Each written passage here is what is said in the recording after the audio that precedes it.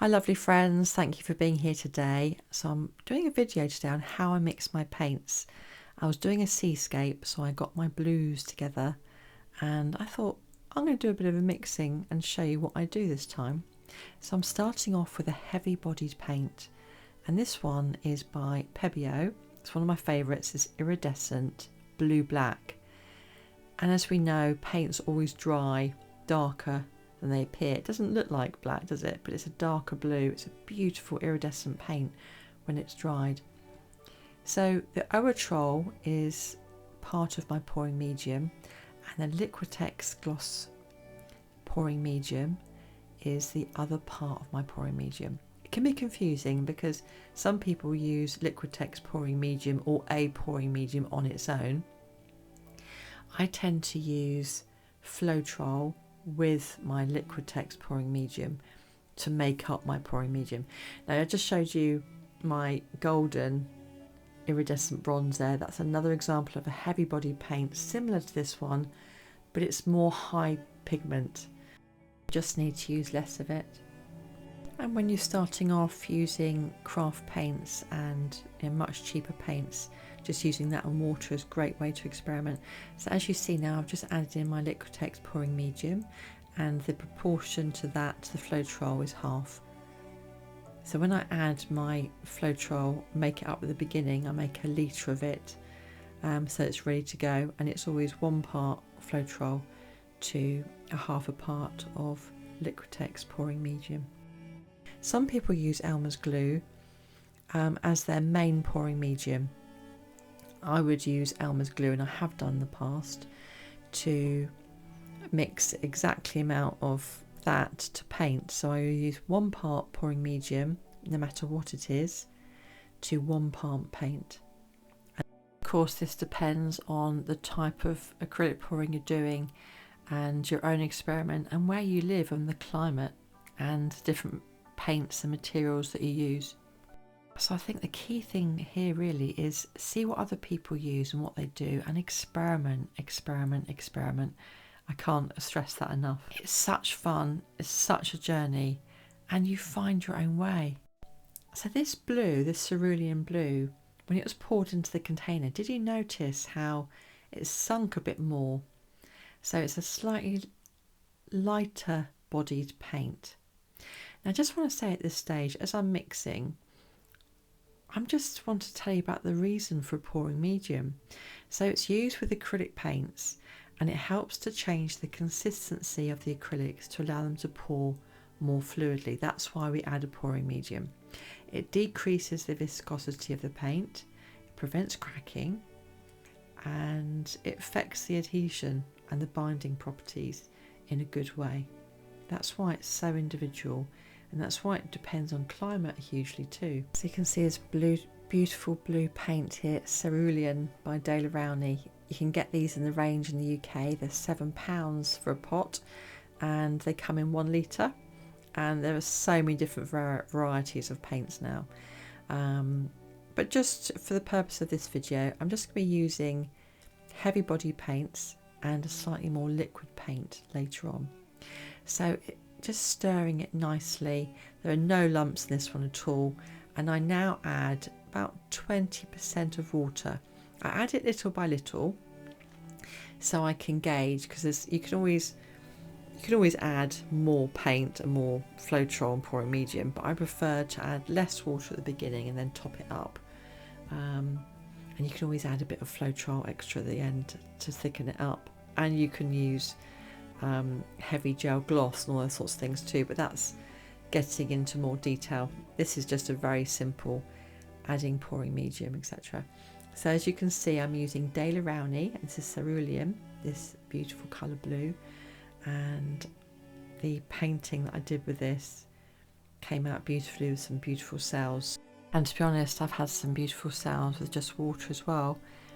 If you like a lot of lacing and a lot of cells, there is a completely different formula to the painting. This is more for Dutch pours, travelling cups, all sorts of different ways of painting. All of the paintings that I've done on my channel, cells and no cells, have had the same pouring medium. I've just added other things depending on the painting. So I've added silicone 1 or 2 times. I've added pre-wood stain conditioner. So I'll cover that a bit later on. So at the moment, I'm now mixing this white. It's a nice quality paint. It's a Daily Rowney again, and it's a System 3 paint, so it's a bit thicker than the one that I've just mixed. Same amount of pouring medium again, so Floetrol. I'll be adding the Liquitex Pouring Medium in a minute. 20% of water is what I generally put in, and then I add a bit more. And this time, because I would like cells, and this is a cell activator, I'm using my Australian Floetrol. It's magic stuff. You swipe with it, you can add it as a cell activator in your flow and experiment with it. Now this pre-stained wood conditioner, I sometimes use that rather than the Australian Floetrol and instead of my Australian Floetrol. It produces slightly different cells, and again it depends how you swipe with it, how you move it, how you use your torch with it. When you use your torch in itself, it produces cells, it has a reaction with the paint. That's why experimenting is so good to do. So I've got my toothbrush here. I've got a huge amount of things I reuse. I'm even using baked bean cans as storage and to use for some of my paints when I'm practicing. But I'm not shy to use reusable things, because if you look around your house, all the things here are yogurt cartons that I've just taken the labels off and I've washed. I use sriracha containers, I use hair dye bottles, and they're fantastic. All you need to do is use bicarb of soda, sit it in overnight in some warm water, shake it out, it's fine. So I've got kefir bottles that I use with bicarb overnight, and then I cut it down so I have whole sets of just plain white and clear bottles that I can reuse. When I do workshops, I tend to use paper cups, and when I want more accuracy in my flow, I use paper cups because you can squeeze them and control the flow a bit more, as you can with the squeeze bottles too. So you can see here, it's a mound upon a mound upon a mound, as the lovely Mina Villages art says. That's the consistency that I'm doing here. So if you want to get some pre-stained wood conditioner and you'd like to use that as a cell activator, I tend to use 20 drops of that in 1 ounce of paint and 1 ounce of pouring medium, and that tends to produce some lovely cells. Also at the end I'll show you how I'm just literally putting a few drops of that in 2 of my blues, because I'd like cells just in the blues. But of course when the blues react then with the other paints, there's the magic of other cells being produced. So in this painting I'm using Australia Floetrol in my cell activator, and I'm adding a few drops of the wood pre-stain conditioner to 2 colours a bit later on.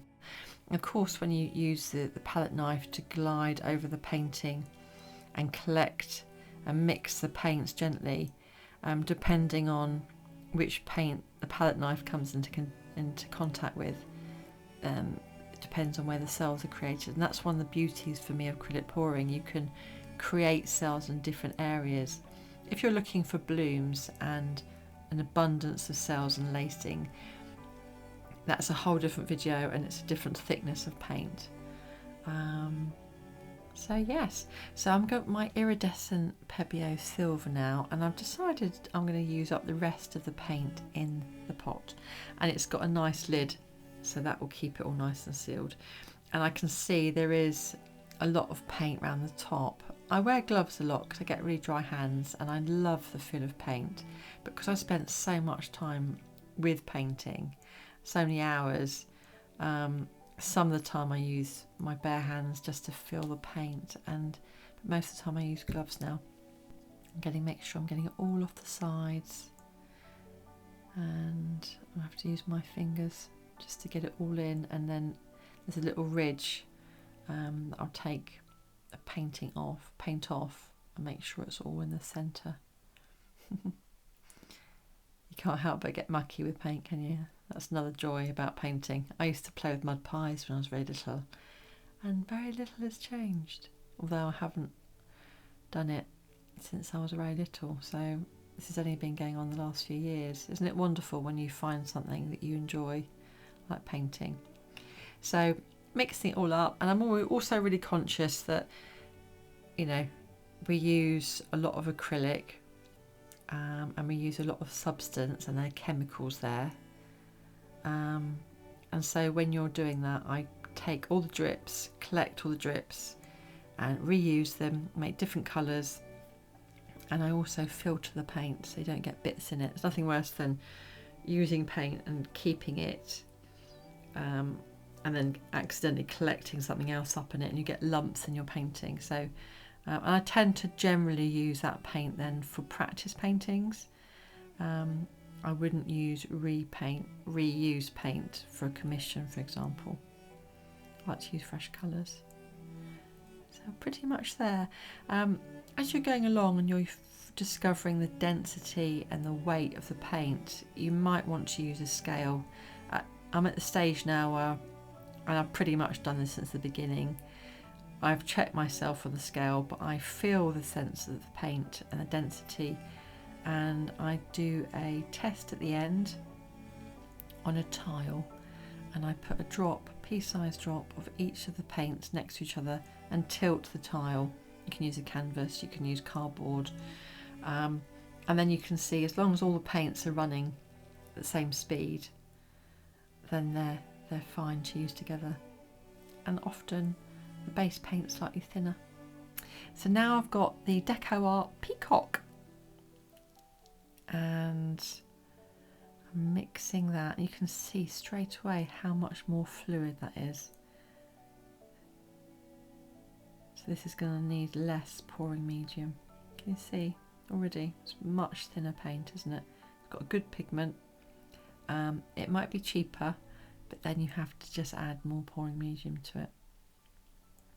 But it's nice having those little pots because you can experiment with different colours, and it's not very expensive. It's about £4, so about $7–8 for a pot. And you'll begin to realise as well, you don't need a huge amount of paint. I used a huge amount at the beginning because I thought that was the way to get the colours to mix better together, but it's not. It's all about the mixing of the paints, consistency, experimentation, and now I can just use very little amount of paints and get the effect that I'm looking for. I'd love to hear what you do with your consistency and your paint mixing. When I was looking to mix up this video, I looked at a lot of the artists that do similar paintings to me, just to double check a few facts. And funny enough, Kathleen from Cos Creations, one of my wonderful teachers, she has a very similar consistency in her pours. So this is one of the blues. You can see there's only a small amount that I'm making today, that I'm going to add a few drops of the wood pre-stain conditioner. The next colour that I use as well is going to have a few drops, and the outcome actually has already happened now since this video has been released, and there's some beautiful cells in the blues and the silver, especially when the white came into contact with it. It was really beautiful, and it came out with peacock cells, which tends to be 2 or 3 tiered paints interacting, and the colours come through in the cell. Sometimes you have a cell where it's only 1 or 2 colours, or it just makes a hole almost in the painting, but this had a lovely peacock cell result. So I'm just mixing up this last paint now, and this is Pebeo Iridescent Green Blue. It's more heavy bodied again. You can see it's keeping its form in the squiggle, and it's quite high pigmented. So you can see again, it's quite a heavy bodied colour, sits and keeps its form. See a slightly different colour between the two of them. It's very similar, the peacock blue, to the Pebeo Iridescent Blue Green, those two I have in stock all the time. I do a lot of seascapes. I love painting the sea. I live near the sea, so inspired by it. You might have seen one of my lives where I swim with seals and my Labrador. That's where I get a lot of my inspiration. I collect sea glass and things. So look at the gorgeous colour. Look at how it's popping. And you might have noticed as well that the Floetrol is much thicker than the Floetrol that you get in the US and Australia. So you need more water. And you might notice as well that when you add the Floetrol or Floetrol, you see that sometimes the pigment, the colour of the paint changes. Deco Art 24 karat gold is a very, very challenging paint, but very rewarding paint to work with. That's a paint that loses its colour when you add too much, so I tend to use just paint and water with that gold, and you might find that with a lot of other golds too. So as we come to the end of this video today, I just want to say thank you for being on this painting journey. Hope it's been helpful. It's my insight into how I use my paints, my pouring mediums. I'm always open to learning new ways, and I love learning from others. So thank you for inspiring me. Thank you for being here today. Happy painting. Let me know what you think, and I would love to see your creations. I'm going to put up at the top here another video, which is a student teacher one I had recently. The whole process from mixing paints to producing a painting. So happy painting yourself. Have a wonderful creative day. I hope to see you again soon. Thank you for being here. Bye.